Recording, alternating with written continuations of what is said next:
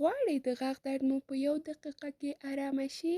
سلام دوستانو، هیله ده چې بشپړ صحت ولرئ. نننۍ موضوع مو د غاښ درد په اړه ده. د غاښ درد بله ستونزه دا ده چې بې وخته رامنځته کېږي. څنګه غاښ درد په 1 دقیقه کې ارامه کړو؟ 1. جوشې اوبه او مالګه. 1 پیاله کې جوشې اوبه واچوئ، نیمه قاشقه مالګه پکې ګډه کړئ او خولې پرې څو ځلې کنګال کړئ.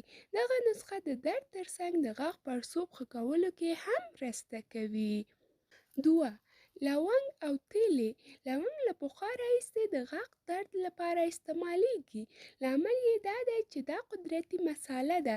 1 دانه لونګ به راواخلئ او په هغه غاښ یې وژوئ او یا د لونګ دانې داسې میده کړئ لکه پوډر. د کوبړې تیل ورسره یو ځای کړئ، بیا یې ګډ کړئ او د چکک په وسیله یې پر دردونکي غاښ واچوئ. همدا ډول د غاښ درد لپاره د لونګ تیل هم ګټور ثابتېږي. په دردونکي غاښ 2 څاڅکي واچوئ. 3. هوږه. هوږه د میکروب کشوي. کله چې هوږه په کوم ځای کېږدئ، له هغه ځایه میکروب کش کوي چې ورسره درد آرامیږي. د دې لپاره چې هوږه 2 ځایه کړئ او د مسواک په څېر یې پر هغه ځای ومښئ او یا یې په هماغه غاښ وژوئ. دغه کار تر هغې ترسره کړئ تر څو درد ختم شي. 4. خام پیاز. په پیاز کې هم میکروب کش کیمیاوي مواد شتون لري چې د هغه شیانو مخنیوی کوي.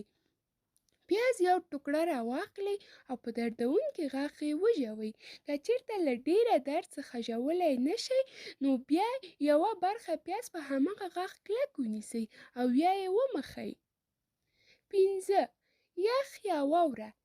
یخ یا واوره وړه ټوټه راواخلئ، 1 ټوټه کې تاو کړئ او پر غاښ یې 15 دقیقو لپاره مسلسل کېږدئ تر دې چې د غاښ اعصاب مړ شي. ویل کېږي چې د غاښ درد پر وخت په یخ باندې خپلې ګوتې ښې یخې کړئ. دا دماغ ته د یخوالي رسیدلو چې له هغه ځایه د غاښ درد آرامیږي. 6. ترش لیمو. د لیمو اوبو د مالوچو په وسیله درد لرونکي غاښ باندې واچوئ. لیمو چې د ویټامین سي درلودونکی دی، کولی شي د غاښ درد کنټرول کړي. 7. نعناع. تازه او یا هم وچه نعناع راواخلئ او په 3 ګیلاسو اوبو کې جوش کړئ. وروسته یې د نیم ساعت لپاره 3 ګیلاسو کې واچوئ چې یو څه یخ شي. نو بیا هر ګیلاس د 30 دقیقو لپاره غړغړه کړئ. په همدې ډول سره تور چای هم د غاښ لپاره کارولی شئ. مننه چې تر دې دمه له موږ سره وئ.